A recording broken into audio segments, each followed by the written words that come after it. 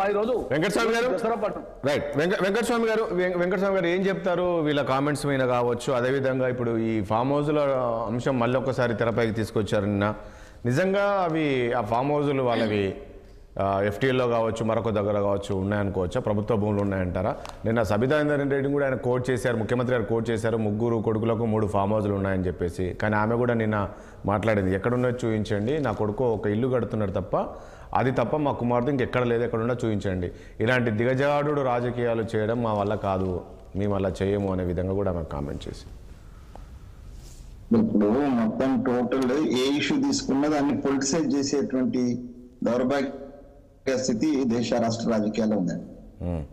ఏ government అనే కావచ్చు, మా గవర్నమెంట్ అనే కాదు, ఏ గవర్నమెంట్ కూడా ఏదన్నా మంచి పని ప్రజలకు సంబంధించి లేకపోతే ప్రభుత్వ భూములకు సంబంధించి ఏది చేద్దామన్నా కూడా దాన్ని పొలిటిసైజ్ చేసి యాగి చేసేటువంటి పరిస్థితి దేశవ్యాప్తంగా ఉన్నది, ఇక్కడ కూడా ఉన్నది. ఇక్కడ బీఆర్ఎస్ వాళ్ళకు పని లేదు, బీజేపీ వాళ్ళకేం పని లేదు. వాళ్ళ రాష్ట్రాలు అడుగు చేసినట్టు మహారాష్ట్రంలో చేస్తలేనట్టుగా బీజేపీ వాళ్ళు మాట్లాడుతున్నారు. 10 ఏళ్ళంతా మళ్ళీ వెలుగబెట్టినట్టు, 10 ఏళ్ళు వెలుగబెడితే మేమే ఏదో చేయలేకపోతున్నట్టు టిఆర్ఎస్ బీఆర్ఎస్ వాళ్ళు మాట్లాడుతున్నారు. నేనేమంటున్నా అంటే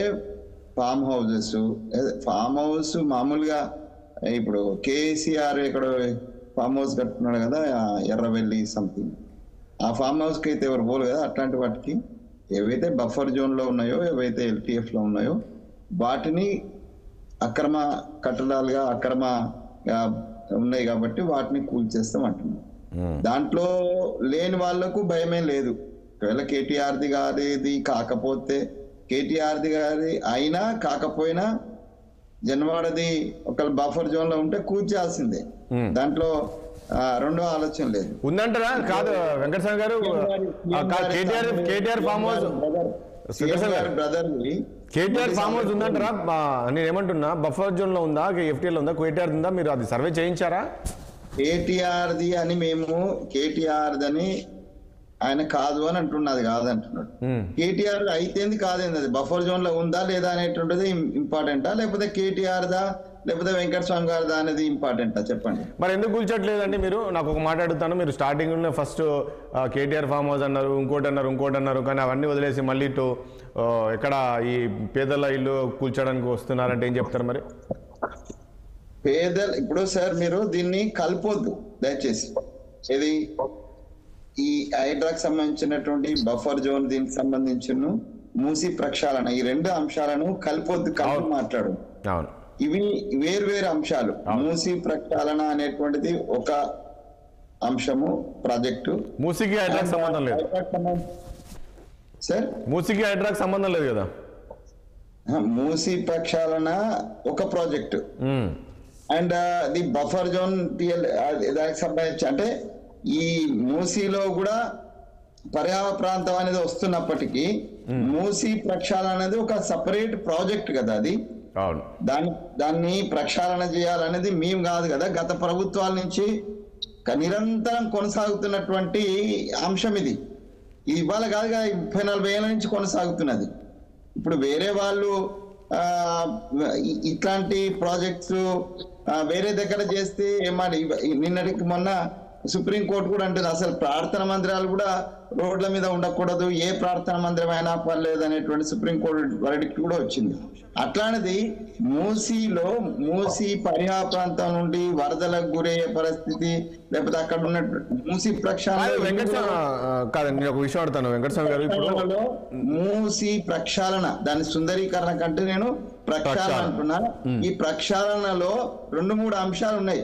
నేను మా ప్రభుత్వానికి సంబంధించిన పెద్దలకు నేను ఆల్రెడీ చెప్పిన, ఫస్ట్ మూసీకి వచ్చేటువంటి గందగి ఏదైతున్నదో, ఏదైతే ఈ ఫ్యాక్టరీస్ నుంచి వీటి నుంచి వచ్చేటి వీటి మీద కూడా దృష్టి పెట్టమని అడిగినమ్మా.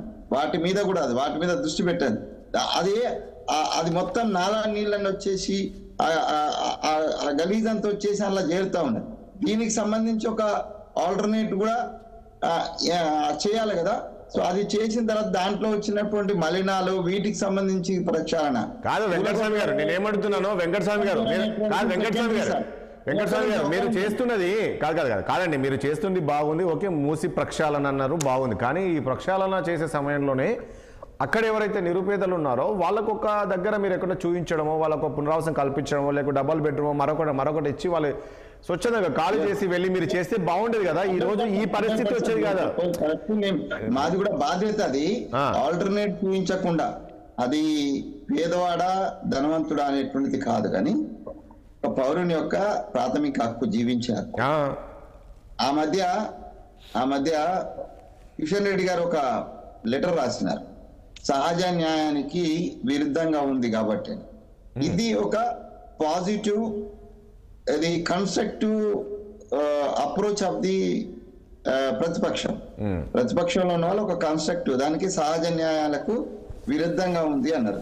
ఇందాక ఎవరు మన గెల్లు శ్రీనివాస్ గారు మాట్లాడుతూ దానికి డిపిఆర్ కి సంబంధించి మీరు డీటెయిల్ రిపోర్ట్ కావాలనేటువంటి వాళ్ళు అన్నారు.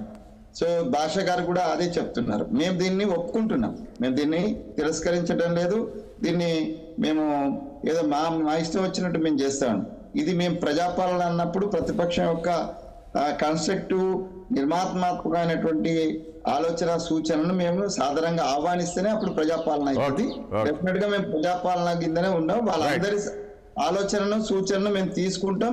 డెఫినెట్ గా వాళ్ళకి ఆల్టర్నేట్ చూపెడతాం. ఆల్టర్నేట్ ఆల్రెడీ మేము డబుల్ బెడ్రూమ్స్ అంటున్నాం. అది చేయాల్సి ఉండే. ఇప్పటికే నేను ఏమంటున్నా వెంకటస్వామి